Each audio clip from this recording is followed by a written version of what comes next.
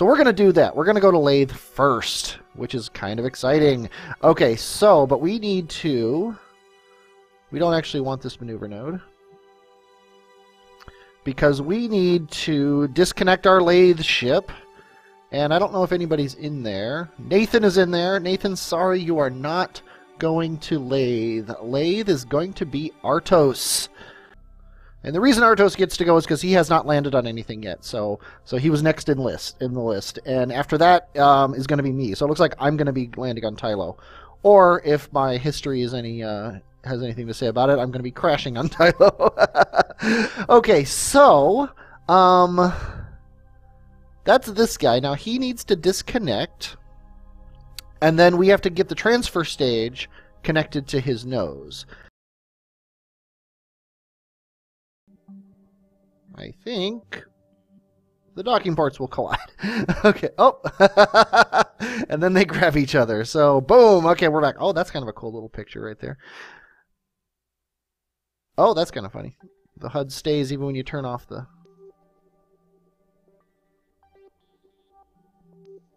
Okay.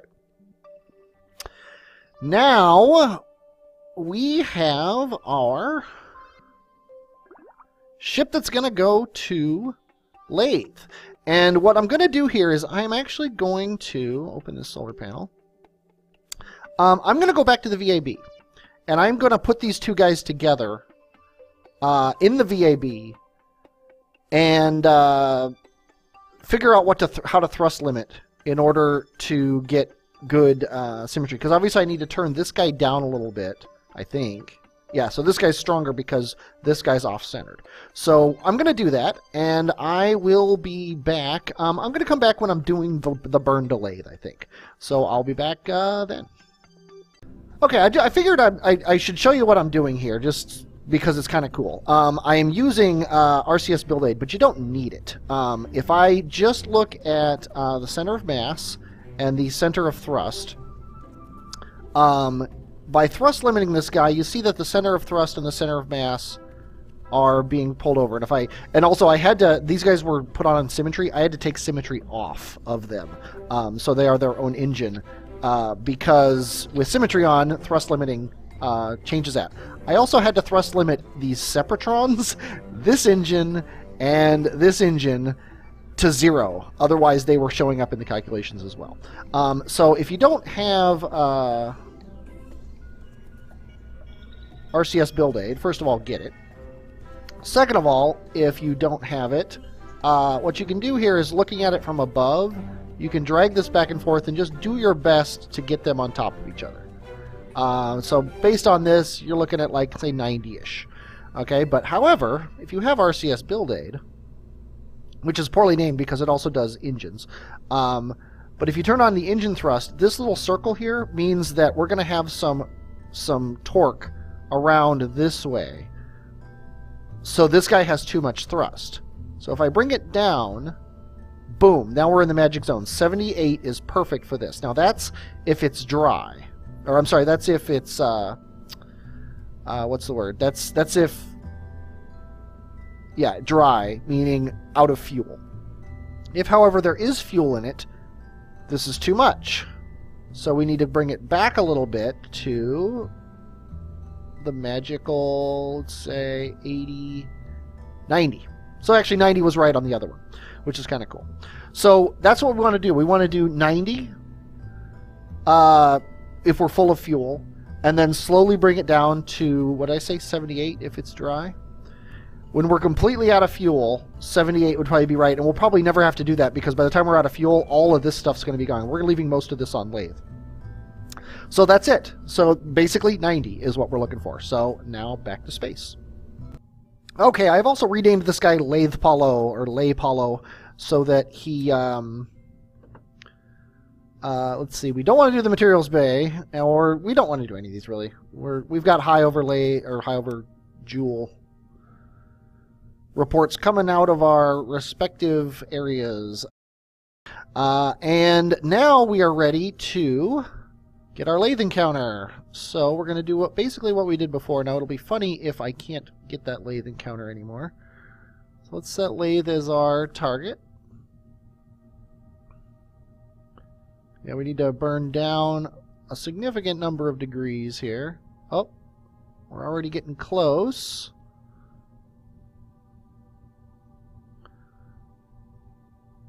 Oh, there it was. I can't do it with this. Let's go ahead and go a little bit more minus. Yeah, it is tiny. The tiniest of burns. There we go. That's our lathe encounter that we're going to go for. So we're going to aim ourselves at that. And again, we have horrible, horrible, horrible... Oh, wait. I wanted to thrust limit this guy down to 90. 89.5 is probably good enough. 90, there we go. Yeah, we're going to get this aimed down at our south pole. Yeah, I was controlling from the wrong thing. I think I'm just going to turn off the computer, let this thing swing around, and then I will... Boop! Yeah, this thing is so much more accurate than the...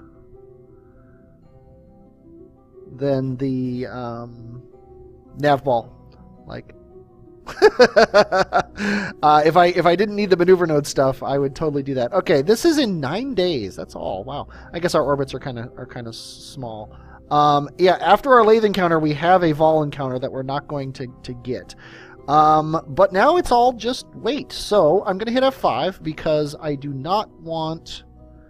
I'm also going to turn on the computer. I do not want my other ship to get some crazy encounter. I'm going to...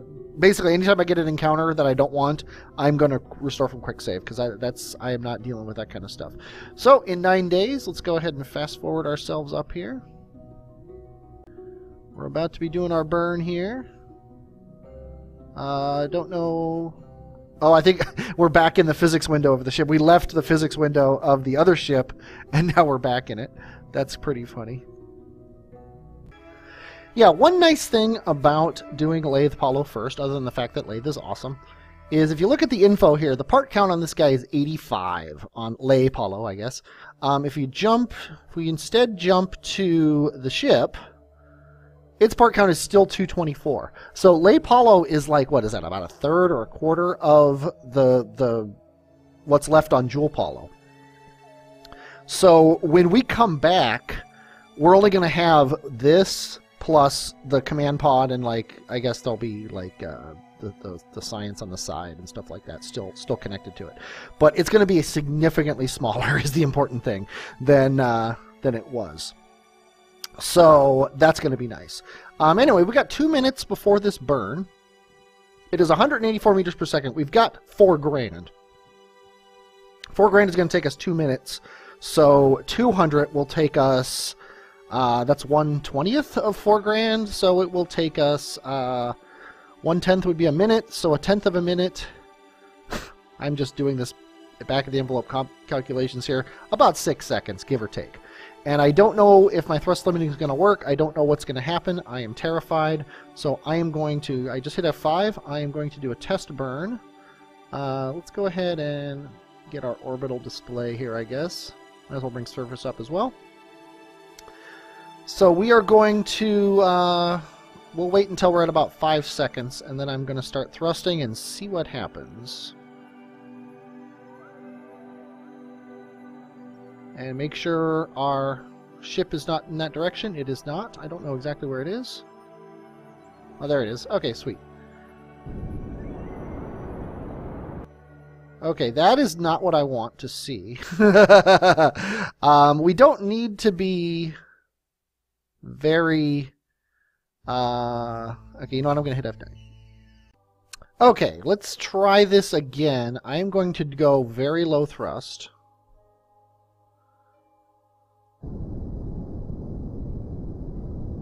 Yeah, that's perfectly fine.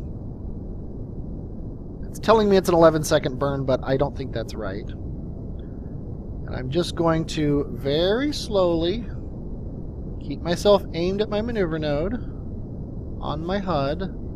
I'm afraid to turn very much, but we'll do it here and make sure everything's working okay. We're looking good. I love being able to keep this thing centered perfectly on this. I know at least one of you, Regex, has made fun of me for being so particular about my maneuver nodes. And I have lit up a little bit. When it doesn't matter, I have lit up. But in this case, it matters. Because, as I've said on the forums, we're trying to hit throw a dart and hit a bullseye on the other side of Laythe, or on the other side of Jool, and I have no qualms about making sure that we hit this nice and solid.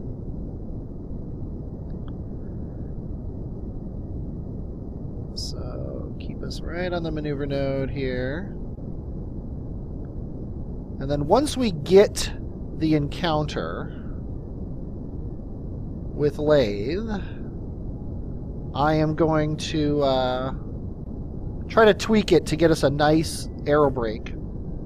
And and then once we get into Laythe's sphere of influence, we need to actually disconnect these guys and set them up so they come in significantly different from each other. I'm thinking like probably this guy first, the transfer stage first, by like an hour, so that he has time to arrow break. And without having to worry about bringing my airplane in. But the problem is my airplane, once they disconnect, my airplane has no thrusting ability whatsoever. He has no RCS jets on him because I'm stupid and I didn't put any on him. I really should have. But so I need to set up his encounter and then thrust this guy so that maybe I'll thrust him so that he comes in significantly later. The problem is when Laypollo, when it gets into the atmosphere, it's going to have to fly for a little while to find land. But here, let's see, we're getting around about 20 meters per second, so it's getting a little bit more difficult. Let's go into chase mode so that we stay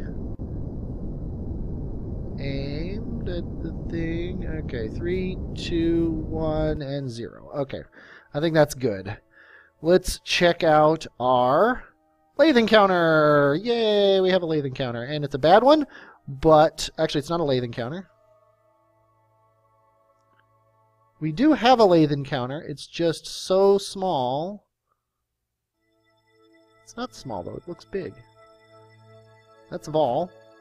Let's focus our view on Laythe. Yeah, you would think that our encounter would show up here.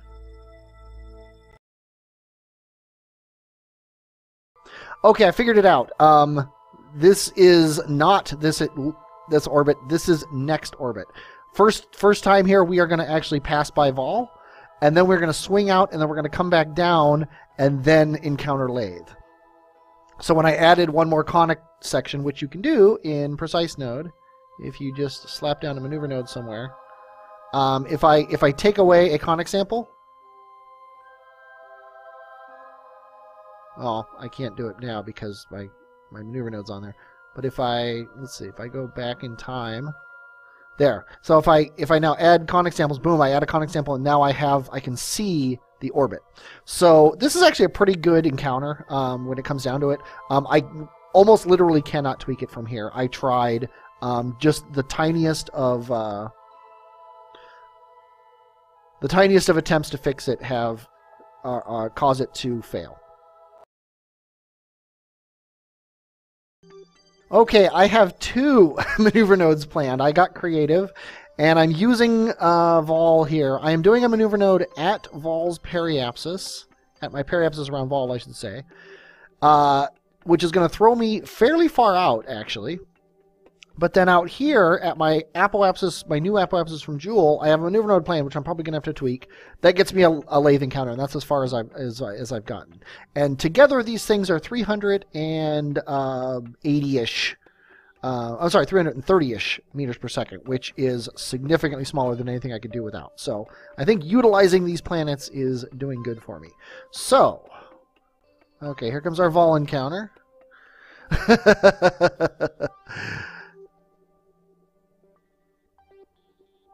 Where is Vol? He's got to be... Oh, there he is. Look at that. And close the alarm and unpause. And we're going to not do Vol science. We're not going to do anything around Vol because we're going to be doing that with our next ship. So, or not our next ship. Our next ship's going to Tylo, but the ship after this one is the ship after Tylo is going to Vol. And here we go. It's a 300 meter per second burn. I don't know how long it's going to take at the speeds I'm willing to go. So I think I'm going to start burning now. Yeah, I'm going about a meter per second, which is it's going to be a 5-minute burn.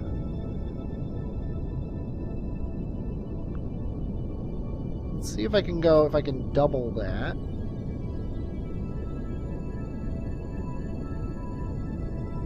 And we're starting to get some torque on the guy, so I can't do that. Yeah, so I think I do have to do a 5-minute burn. This is crazy. Okay, before I got there, I got a Laythe encounter, and I'm taking it. I didn't burn nearly as much fuel as I was, and I am happy with that. So we're going to delete this maneuver node, and now this maneuver node's wrong. So I'm going to fix that, and I will be back when this happens. Okay, I have a 176 meter per second burn at my descending node, which is going to give me a nice equatorial thing here. So I'm going to go for it. We're going to aim at the maneuver node and use physics warp to set us up perfectly here. Doink! And then we're going to say goodbye to Vol. Goodbye to Vol. Goodbye to Vol. Goodbye to Vol. It's amazing how close you have to be to these things to be in their sphere of influence. Okay, so 176 meters per second in that direction. From my experience here, I can probably do that in about 30 seconds. So I'm going to hit F5 because I don't know if that's actually true. So the burn is in 30 minutes. So let's just burn up and get up to it here. And then I'm going to go down to about 15 seconds from it. Maybe 20. And we're going to start the burn. And we're going to go up to 2 of these. And I also reset my thrust limiting. This guy's at 80 something now. 85.5. So maybe my testing in the VAB wasn't perfect. But hey, what are you going to do? Okay, let's see how we're looking here. Yeah, we've basically got a connection. What does our connection with Laythe look like here? I mean, we are coming in.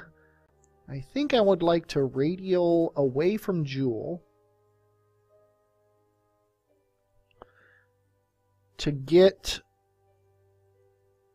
Yeah, you know what? I'm just using this as a marker anyway. I'm going to do it right now. I'm going to radial away from Jool because we can't come in this hard. We have to come in fairly shallow with the plane and also with the non-plane machine. So we should have far more fuel than we need. But I'm continuing to burn radial away from Jool, and I'm just going to get my periapsis kind of here-ish. Or, I'm sorry, my connection with the planet here-ish. So that we're coming in fairly shallow. I will tell you this right now, I never actually tested aerobraking this guy.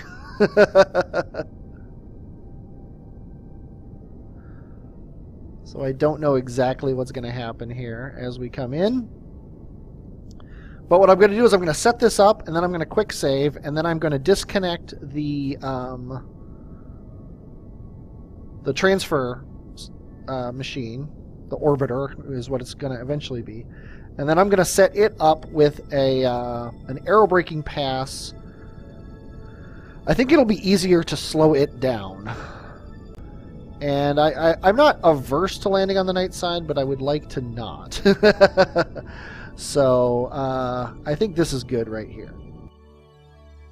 I think this is good. We're going to mark this with an Alt F5. Okay, now we are going to disconnect these guys. Sadly, it doesn't see, it's not telling us when we're going to crash.